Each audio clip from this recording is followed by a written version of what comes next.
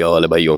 Bro code का ध्यान दे रहे हो कि नहीं दे रहे हो? मर्द कम्युनिटी के बीच में जो एक भाईचारा हुआ करता था उसका ध्यान दे रहे हो कि नहीं दे रहे हो? क्योंकि आज की डेट में तुम लोग खुद देखते जा रहे हो कि सब चीज़ें मर्दों के खिलाफ होती जा रही हैं। फिर चाहे वो लॉज हो या फिर हमारी सबसे स्ट्रॉन्ग टीममेट वुमन, वो भी हमारे ऑलमोस्ट अगेंस्ट होती जा रही है। इस केस में हमारा फर्ज बनता है कि हम एक आदमी होने के नाते दूसरे आदमी का सपोर्ट जरूर करें। रास्ते में तुम कहीं भी जा रहे हो, बूढ़ा बच्चा बड़ा भाई साथ का कोई भी तुम्हें मिले, जैसे भी तुम्हें हेल्प करने का मौका मिले जरूर करो। जहाँ एक आदमी के लिए कोई खड़ा नहीं होता वहां पर तुम मेरे भाई एक ऐसे आदमी होने चाहिए जो उसकी हेल्प करने के लिए खड़ा होगा। फिर चाहे वो छोटी से छोटी हेल्प क्यों ना हो, स्कूल में, कॉलेज में, मेट्रोज में, कहीं पर भी जैसी भी तुम्हें हेल्प करने का मौका मिले जरूर करो। और डेली बेसिस पे तुम किसकी क्या हेल्प कर रहे हो नीचे कमेंट करके जरूर बता देना। अब देखो, मैं तुम लोगों को एक चीज पहले बता देता हूँ कि ये वीडियो जो मैं बना रहा हूँ, ना तो मैं रेबल किड के सपोर्ट में बना रहा हूँ, ना तो मैं पी बॉय के सपोर्ट में बना रहा हूँ। इस वीडियो में मैं सिर्फ जो चीज गलत है उसके खिलाफ मैं बातें करूंगा। तो वीडियो को थोड़ा सा लॉजिकली देखना, ओपन माइंड से देखना, खुले दिमाग से क्रिटिकल थिंकिंग लगाकर थोड़ी सी देखना, और जो मैं चीजें वीडियो में समझाऊंगा उस चीज को समझकर अपनी लाइफ में अप्लाई भी करना। अब मिस्टर पी बॉय को आप लोग जानते होंगे, नहीं जानते हैं तो मैं आपको बता दूं, ये एक यूट्यूबर हैं, अच्छे खासे इनके सब्सक्राइबर्स हैं, 1 मिलियन 1.5 मिलियन के आसपास इनके सब्सक्राइबर्स हैं, और ये थोड़े सोशल इश्यूज के ऊपर और मेंस राइट्स के ऊपर इनका कंटेंट उनके अराउंड थोड़ा सा रिवॉल्व करता है। अब इन्होंने रिसेंटली 2 वीडियोस बनाई रेबल किड के ऊपर, उनको ये बोलते हुए कि वो हिपोक्रेट है। और रेबल किड के बारे में तुम लोगों को पता होगा, उसने अभी रिसेंटली अपने इंस्टाग्राम से सारी की सारी पोस्ट डिलीट कर दी थी, और उसने एक पोस्ट शेयर की थी, स्क्रीनशॉट शेयर किए थे, जिसमें उसने ये दिखाया था कि उसको उस लेटेंट वाली कंट्रोवर्सी के बाद कितनी ज़्यादा गालियाँ पड़ी। गालियाँ छोड़ो भाई, थ्रेट्स मिले, थ्रेट्स मिले, डेथ थ्रेट्स मिले। और यही नहीं, उसने ये भी बताया कि एक बंदा तो उसका एड्रेस तक जानता था कि वो रहती कहाँ है। And there is this one particular DM जिसमें उस बंदे ने लिखा हुआ है कि I know that you live in this building and I am going to do this to you. And I felt so scared because the one thing that I love Bombay for was security. मुझे इतना secure लगता है इस शहर में रहना, इस घर में रहना। I love this house. पूरा प्रॉपर एड्रेस जानता था। उसने भी उसको थ्रेट दिया कि तू बाहर निकल एक बार घर से। यहाँ तक सिचुएशन पहुँच गई थी। और जब इसी के ऊपर वीडियो बनाई उसने, और उसमें वीडियो में जब वो रो रही थी, रो कर अपनी स्टोरी बता रही थी, तो लोग उसको सिंपैथी क्वीन बोल रहे थे। और उसी चीज़ को काउंटर करते हुए मिस्टर पीपॉय ने उसके ऊपर वीडियो बनाई कि वो हिपोक्रेट है। अब हिपोक्रेट किस कंटेक्स्ट में बोला? इस कंटेक्स्ट में बोला कि एक तरफ आप खुद गालियाँ दे रहे हो, हर वीडियो में अपनी माँ बहन की गालियाँ देते हो, आप दूसरों को माँ बहन की गालियाँ देते हो, दूसरी तरफ आप सिंपैथी वीडियो बना रहे हो जिसमें आप शिकायत कर रहे हो कि लोग आपको गालियाँ देते हैं। स्क्रीनशॉट देख लो। अपूर्वा की सब बातें कर रहे हैं कि यार अपूर्वा रो रही है, अपूर्वा की मम्मी को लोगों ने बोल दिया कि मम्मी का अकाउंट देकर उनको अब्यूज करती है, मम्मी उसकी कितना रोई। कि लोगों को मेरी मम्मी की आईडी मिल गई and my moms ID was public, और लोगों ने मेरी मम्मी की आईडी ढूंढ ली थी थ्रू माय फॉलोइंग, और मम्मी की पोस्ट पे जाके लोगों ने बोला कि तो यहाँ पर उन्होंने इस कंटेक्स्ट में उनको हिपोक्रेट बोला कि आप खुद भी अपनी वीडियो में इतनी गालियाँ देते हो, लेकिन सामने वाला अगर आपको दे रहा है तो आप उस चीज़ के लिए विक्टिम बन जाते हो। देखिए पीपॉय भाई, यहाँ पर मैं आपसे बात कर रहा हूँ, हमें पता है कि वो कितनी बड़ी हिपोक्रेट है, अपूर्वा कितनी बड़ी हिपोक्रेट है, सब जानते हैं, आप भी जानते हैं, मैं भी जानता हूँ, और बहुत सारे लोग जानते हैं, और हम इस चीज़ से डिनाई नहीं कर सकते। लेकिन जो उसको बदले में थ्रेट्स मिले, डेथ थ्रेट्स मिले, हम उसको भी डिनाई नहीं कर सकते। अपूर्वा को जो थ्रेट्स मिले इतने सारे, उसको हम इस चीज़ से जस्टिफाई नहीं कर सकते कि वो भी अपनी वीडियोस में गालियां देती है तो ये एक तरीके से उसी चीज़ का बैकलैश है। नहीं, थ्रेट्स में और बदले में गालियां देने में फ़र्क होता है। बदले में गालियां मुझे भी पड़ती हैं, कई सारे कमेंट सेक्शन में गालियां मुझे भी आती हैं, लेकिन मैं उस चीज़ को इग्नोर नहीं करता, मैं उस चीज़ को कॉल आउट करने की कोशिश करता हूँ।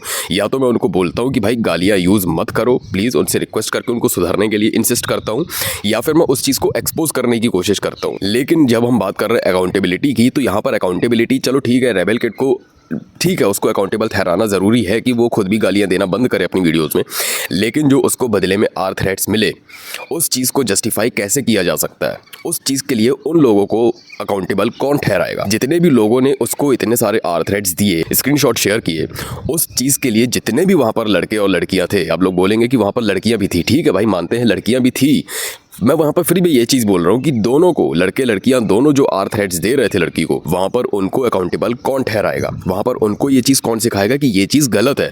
आप बात बात पर गालियाँ नहीं दे सकते। और यही चीज़ मैं अपनी ऑडियंस से भी बोलना चाहता हूँ। भाई मेरी ऑडियंस हालांकि गालियाँ नहीं देती है, लेकिन भाई मुझे प्राउड है आप लोगों पर, आप गालियाँ नहीं देते हो। फिर भी जो नई ऑडियंस ऐड होगी उनके लिए ये मैसेज हो जाएगा कि प्लीज़ गालियाँ मत दीजिए, चाहे सामने वाला कितना भी गलत हो, कितना भी कोई भी सिचुएशन हो जाए, please do not be abusive please. Abusive words मत यूज करो, चाहे कुछ भी सिचुएशन क्रिएट हो जाए, चाहे सामने वाला कितनी भी गालियां दे रहा हो, आपके दामन पे दाग नहीं लगना चाहिए। आपका दामन जितना ज्यादा हो सके साफ होना चाहिए। बदले में आप उसको ये बोल सकते हैं कि भाई प्लीज आप गालियां मत दो।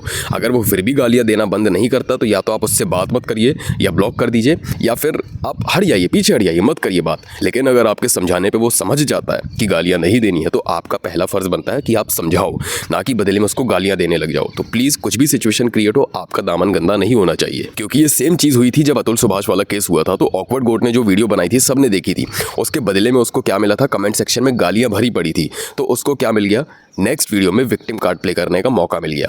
मैं तो विक्टिम बन गई भाई, मेरे को देखो इतनी गालियां पड़ी है, इतने आर थ्रेट्स आए हैं, देख लो ये मर्द ऐसे होते हैं, ये मर्द वैसे होते हैं। तो भाई प्लीज ये मौका मत दो, किसी को भी मत दो। गालियों का इस्तेमाल आप जितना ज़्यादा कम करोगे, आप उतने ज़्यादा सेफर साइड रहोगे, क्योंकि आपके पास लॉजिकल और फैक्चुअल पॉइंट्स होंगे किसी को काउंटर करने के लिए। मिस्टर पीपॉय, दूसरी चीज़ मैं आपसे ये चीज़ बोलना चाहता हूँ, आपने एक बार वीडियो में कहा था कि बिलो द बेल्ट नहीं जाना चाहिए और किसी की पर्सनल अटैक नहीं करने चाहिए, फैमिली पे नहीं जाना चाहिए। मुझे एक बात बताइए, एल्विश यादव और स्ले पॉइंट का जब कंट्रोवर्सी हुआ था, आपने उनको काउंटर करते हुए वीडियो बनाई थी कि स्ले पॉइंट को उनकी मदर की क्लिप को यूज़ नहीं करना चाहिए था अननेसेसरीली। ठीक है, अब यहाँ पर बताइए, स्ले पॉइंट ने उनको सॉरी बोल दिया, वीडियो रिमूव भी कर दी, फिर भी कंट्रोवर्सी को आगे बढ़ाने की क्या जरूरत थी। दूसरी चीज़ जो एल्विश यादव ने ट्वीट किया था कि बिलो द बेल्ट जाना क्या होता है, अब मेरी ऑडियंस बताएगी, क्या वो गलत नहीं था। तीसरी चीज़, क्या एल्विश यादव कभी भी जब वो रोस्टिंग किया करता था तो सबको पता है कि वो रोस्टिंग के नाम पे क्या करता था, तो क्या वो कभी पर्सनल किसी के ऊपर नहीं गया? मुझे आप इस चीज़ का जवाब दीजिए। क्या उसने कभी भी किसी की माँ बहन को गालियाँ नहीं दी? स्ले पॉइंट तो फिर भी इतना हेल्दी रोस्ट बनाता है। एल्विश यादव रोस्ट के नाम पे क्या करता था आप भी जानते हैं, मैं भी जानता हूँ, सब जानते हैं। आप एक तरफ हिपोक्रेसी की बात करते हैं, दूसरी तरफ आप एल्विश यादव को आंख बंद करके हर बार सपोर्ट करने की कोशिश करते हैं, तो ये कहाँ तक जस्टिफाइड है? और क्या ये हिपोक्रेसी नहीं है? एक तरफ आप बैटिंग एप्स के अगेंस्ट होते हैं, दूसरी तरफ एल्विश यादव खुद अपनी वीडियोज में प्रमोशन कर रहा होता है बैटिंग एप्स की खुले तरीके से, उसके ऊपर आपने कभी भी आवाज नहीं उठाई। तो हिपोक्रेट तो यहाँ पर आप भी है ना। दूसरी चीज मैं अपूर्वा से बोलना चाहूंगा, देख बहन, अगर तू ये वीडियो देख रही है तो बहुत अच्छी बात है, तुझे एक चीज मैं समझाना चाहता हूँ, और अगर तू नहीं देख रही है तो फिर भी मैं एक चीज समझा देता हूँ, ताकि फ्यूचर में अगर कभी तेरे सामने ये वीडियो आए तो तुझे ये चीज पता चले कि देख, तू प्लीज अपनी वीडियोस में थोड़ा सा हिपोक्रेट कम हुआ कर। एक तरफ तूने वीडियो बनाई कमबैक करने के बाद जिसमें तू स्टोरी सुना रही है, थोड़ा सा इमोशनल हो गई थी सुनाते सुनाते, वहां पर सिंपैथी गेन कर रही है तू, दूसरी तरफ उसी वीडियो में सेम कुछ देर बाद ही तू ये चीज बोल रही है। So the next day I have to go and meet the lawyers, big ass office. I'm like, yes, अगर मैं इतने पैसे दे रही हूँ, give me the suits experience, give me my cross, like give me hot boys at least.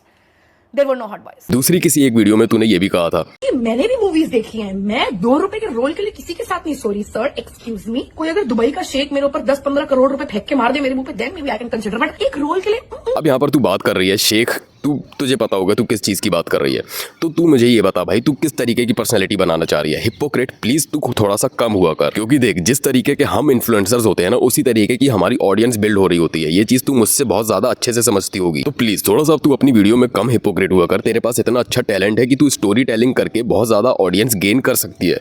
तेरी audience retention बहुत ज़्यादा है, लोग तेरी वीडियोज़ को ज़्यादा देर तक सुनते, तेरे पास वॉच टाइम भी बहुत बढ़िया तरीके का होगा, क्योंकि तेरे पास स्टोरी टेलिंग स्किल्स हैं। तो उस चीज़ का तू सही वे में इस्तेमाल कर, उस चीज़ का तू इस्तेमाल हिपोक्रेट होने में मत कर। ये चीज तुझे ही बेनिफिट करेगी आगे चल के। तीसरी चीज मैं नकुल ढुल से बोलना चाहता हूँ, नकुल ढुल है या फिर ढल है, मुझे वो चीज पता नहीं, अगर मैं गलत प्रोनाउंस कर रहा हूँ तो प्लीज मुझे सॉरी, माफ कर देना। लेकिन यहाँ पर मैं ये चीज बोलना चाहता हूँ, नकुल ने यहाँ पर एक वीडियो बनाई थी जिसमें वो ये चीज बोल रहा था कि ये तो होता रहेगा, गालियां तो पड़ती रहेंगी, तो सिंपैथी की जगह आप उस चीज को इग्नोर करना सीख जाओ। देखो भाई, आप इस चीज को नॉर्मलाइज नहीं कर सकते। जो आर थ्रेट्स मिलते हैं लोगों को, गालियां देते हैं, चलो आर थ्रेट्स तो छोड़ो, लोग नॉर्मली गालियां दे रहे होते हैं ना, तब भी उनके गालियों में कहीं ना कहीं आर थ्रेट्स छुपे होते हैं। तो इस चीज़ को प्लीज़ नॉर्मलाइज मत करो। आप इमेजिन करो, एक चीज़ बताना, आप लॉजिकल कोई वीडियो बना रहे हो, आप फैक्ट्स के ऊपर कोई वीडियो बना रहे हो और कमेंट सेक्शन में आकर आपको कोई गालियां दे रहा है माँ बहन की, आप बताओ उस चीज़ को आप कैसे जस्टिफाई करोगे? क्या आप बोलोगे कि ये चीज़ तो नॉर्मलाइज कर दिया यार, छोड़ो हटाओ, गालियां तो पड़ती रहती है?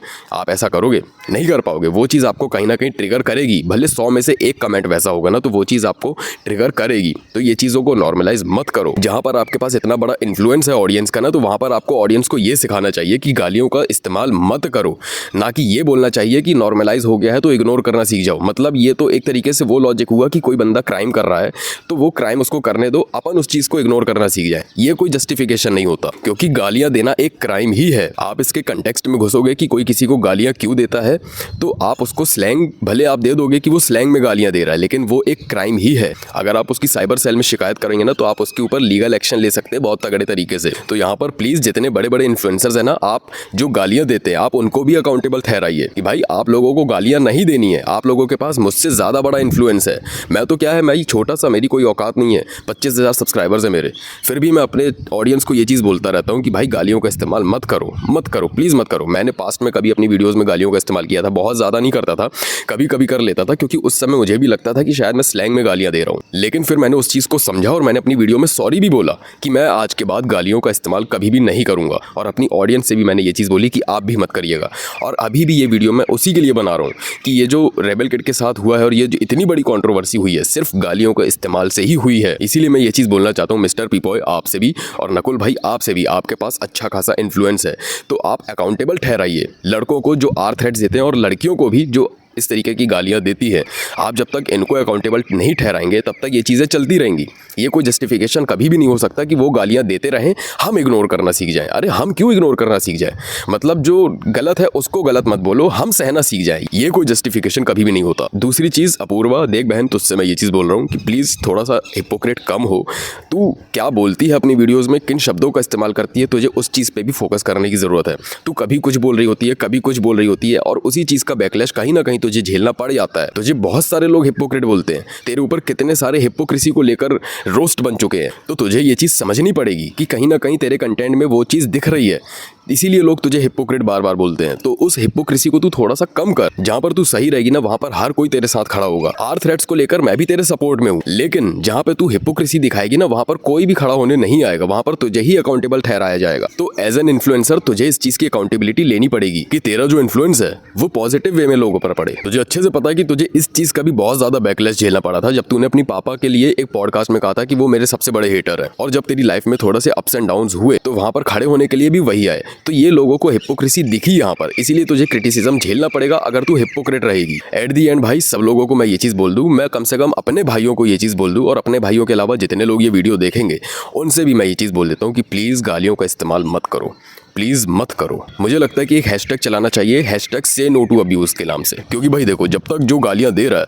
उसको अकाउंटेबल नहीं ठहराया जाएगा, तब तक ये चीज़ें चलती रहेंगी। तो उसकी भी उतनी ही अकाउंटेबिलिटी बनती है जितनी सामने वाले की। क्योंकि ये चीज़ जब लेटेंट शो में हुई थी, तो उस लड़के के ऊपर मैंने कोई भी बैकलैशेस नहीं देखा। जो कंटेस्टेंट आया था उसके ऊपर कोई बैकलैश नहीं मिला, लेकिन जितने जजेस थे सबके ऊपर हो गई। उसके ऊपर तो किसी ने अकाउंटेबिलिटी ठहराई नहीं। सेम चीज़ सोशल मीडिया पे चल रही है।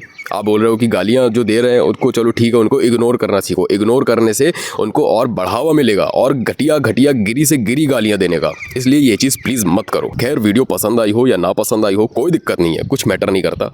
बस शेयर कर देना, क्योंकि मैसेज पहुँचना बहुत ज़रूरी है। इसके साथ ही अगर चैनल पर नए आए थे तो चैनल को सब्सक्राइब कर लेना। और अगर मेरी रायपुर की जर्नी पूरी जानना चाहते हो तो प्लीज़ मुझे 50,000 सब्सक्राइबर्स तक जल्दी से जल्दी पहुंचा दो, क्योंकि इतनी ज़्यादा मोटिवेटिंग और इतनी ज़्यादा इंस्पायरिंग स्टोरी है कि आप सुनकर बिलीव नहीं करोगे कि मैंने क्या क्या चीज़ें फेस की है। इसके साथ ही अगर तुम मुझसे 1-on-1 कोचिंग कॉल में बात करना चाहते हो तो लिंक नीचे डिस्क्रिप्शन में है, चेक कर लेना।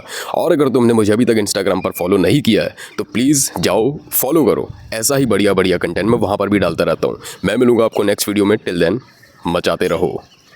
कैमरा ऑन, पूरा खेल है रॉ, जो सोच भी ना सके वो करता हूँ मैं नाउ। रात दिन ग्राइंड, हाथों में माइक, मेरी कहानी लिखी जैसे छोटी कोई फाइट। हेडर्स को जवाब नहीं, बस मेरा काम बोले। मैं जंगल का शेर, तू छुपा के रखे डोले। ये रोड मेरी है, ये गेम भी मेरा, तू नाम याद रख। मैं आया हूँ जीतने, माँ बोली